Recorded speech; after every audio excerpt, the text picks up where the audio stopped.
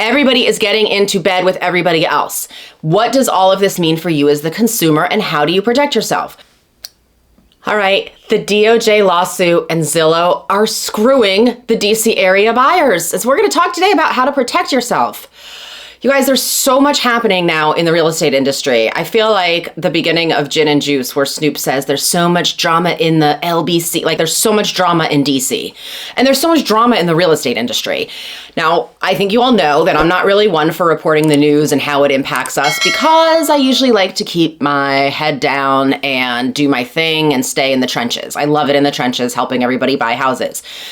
But the current developments, and then there's knee-jerk reactions to that, are directly impacting you as the consumer.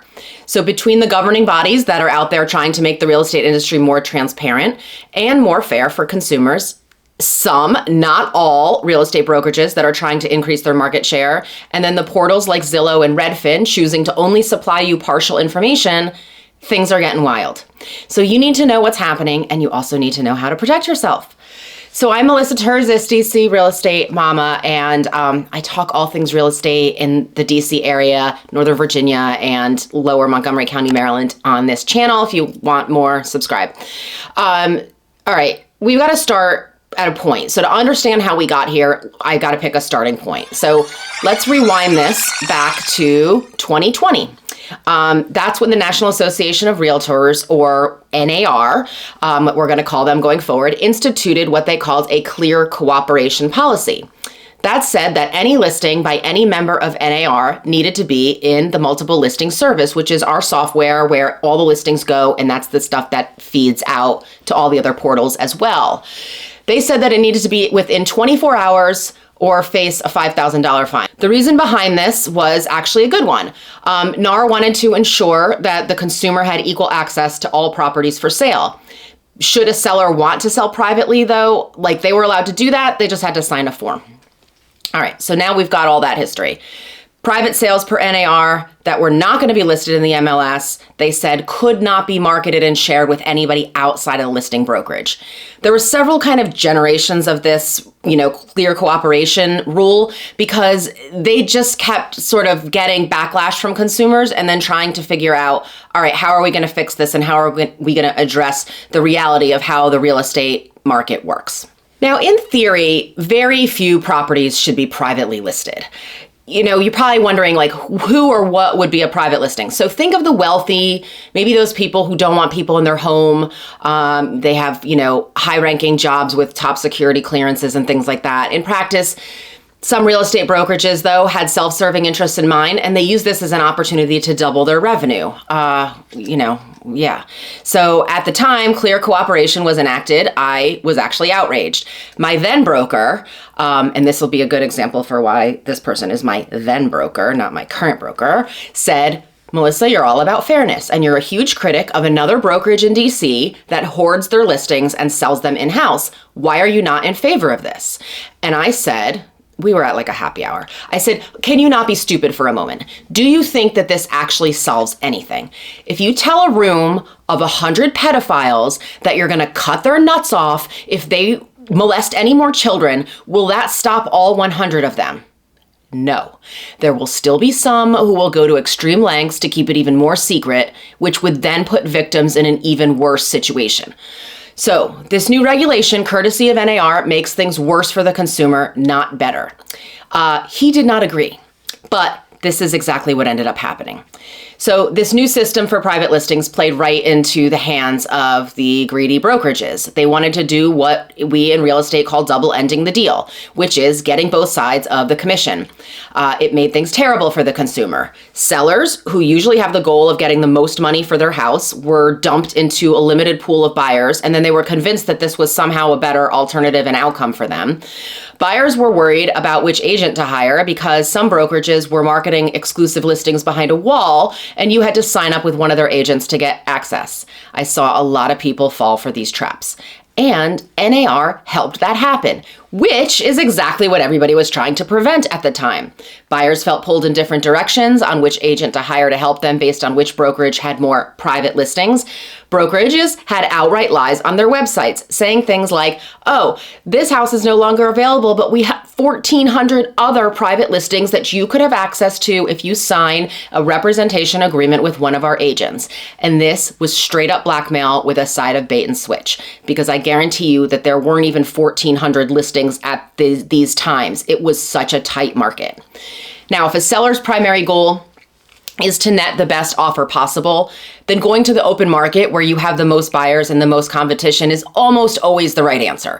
Sellers were sold a bill of goods on why it was better to sell privately, though, versus going to the open market, and a lot of people did it.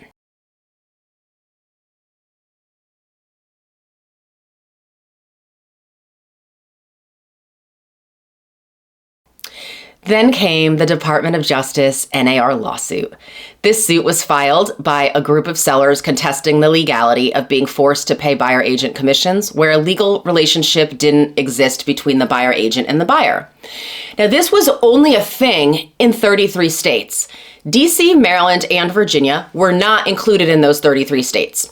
Even though locally in the DC area we were subject to the outcome of the lawsuit, nothing really changed for us here. We always had buyer agency in this area. We were always required to obtain signed agreements before showing property to buyers. So when my brokerage did some company-wide calls, my current brokerage, and I was in group chats with realtors in other US cities, I was actually astonished at how they approached buyer representation in other places. They never did signed agreements. They were worried about, how am I going to put this in front of somebody and have them sign it? They never sat down and explained the whole buying process to their clients. They didn't have a book or slides or anything that kind of outlined the process that you could hand to the client, they could take with them and maybe look at after the fact. I mean, I'm no lawyer, you guys, but I could see the premise for why a lawsuit was filed. I mean, I get it. So with every action, of course, there is always an equal reaction. So how did the industry respond? Well, by circling the wagons. And that's not good. So one exciting change post-lawsuit is that there's more freedom now in marketing these private listings. They no longer have to be kept secret from other brokerages. There are a lot more properties listed privately now than ever before, and the best agents will go on a daily fishing expedition to find those properties.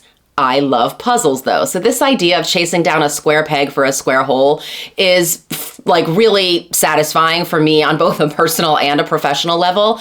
I love finding a needle in a haystack for a client that they couldn't have found on their own with just the online portals.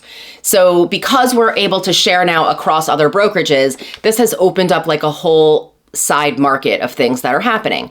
And this is old school real estate again. So much like when I lived in Connecticut 30 years ago and I wanted to rent property, you either looked in the paper or you hit the phones and called brokerage after brokerage to find out what listings they had.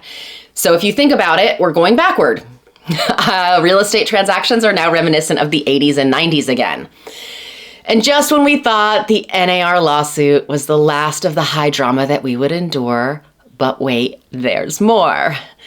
In response to the evolving private listing networks, the portals, i.e. Zillow and Redfin, have responded. Now, Zillow has become a brokerage, but they are not a robust one, meaning there's not a zillion agents who work for the Zillow. They don't have an army of agents with listed property, and listed property is basically how the money and where the money is made. Zillow is a portal first, and they rely on listings to feed to their site from MLS. So Zillow just announced that if a property was ever listed privately, they will not allow it to feed to Zillow. I can attest that this is already happening because I just closed a private off-market sale and it did not proliferate. Even once it was closed in MLS, it did not proliferate out over to Zillow. Now, I would, say look, Zillow's in charge of Zillow. It's their own website. They can make their own rules. I'm going to argue that this hurts the consumer. And it does, but Zillow doesn't care because they only care about Zillow and they aren't a stranger to doing things that hurt others. The scuttlebutt since their inception has been that they've sold advertisements for competing agents on public listings that feed from MLS. They're essentially taking an agent's listing, putting it onto their site, and then selling ad space to other agents who pay for that ad space to appear there as if they are the point of contact for that listed property. That's kind of like you building a house and another builder sticks their sign in the ground on the property line next to yours, offering information about the house you're building. They collect phone numbers and then they sell them back to you saying, hey, do you want these leads? And you're like, well, I do, because it was my product that procured the lead to begin with. So that's not really fair, is it? So this never really bothered me much because, Zillow is a dumpy platform and the information is constantly outdated, and I've never actually known anybody to use it. And typically if people are outside the area and looking here, they're either contacting an agent or they're maybe using Redfin, which the portal is better. Now, let's get to Redfin. Redfin said they would do the same as Zillow, and my reaction here is the same. Redfin can do whatever it wants with its website. Their portal is very user-friendly, but they haven't managed to turn a profit yet, so that discount brokerage thing has not been profitable for them. They were now just purchased by Rocket Mortgage. What does this mean? Well, in addition to hawking their title company, which I refuse to use because it's been forced on me when I've had listings and Redfin buyers buy my listings and they have to use the title company, it's been a disaster. Like legality disaster, I had to call lawyers kind of disaster. This is basically, now that they're hawking Rocket as a mortgage provider, this is how Redfin's going to become profitable. By offering ancillary services, consumers will sign a form stating that they acknowledge this, but many of them will still choose to use the Redfin recommended mortgage and title companies. That's going to be how they make money. All right, so behind the scenes, everybody is getting into bed with everybody else. What does all of this mean for you as the consumer, and how do you protect yourself? This isn't just lip service, you guys. It is more important than ever to hire the right agent. You need an agent who gives you recommendations for lenders and title companies where they have zero financial interest. You want an agent who can hustle and find you a home, whether it's on the MLS, in the off market, or somewhere in between like a portal or something like that. You want an agent who knows what they are doing and can advise you properly, who can protect you from your home search through closing and beyond, because it is getting crazy out there and it is likely to continue the spiral. So that's what's happening here. That's how you can protect yourself in DC and even beyond if you're watching from another area. I am Melissa Terzis. If you have any questions about anything real estate DC related and all of that stuff, my contact info is coming next.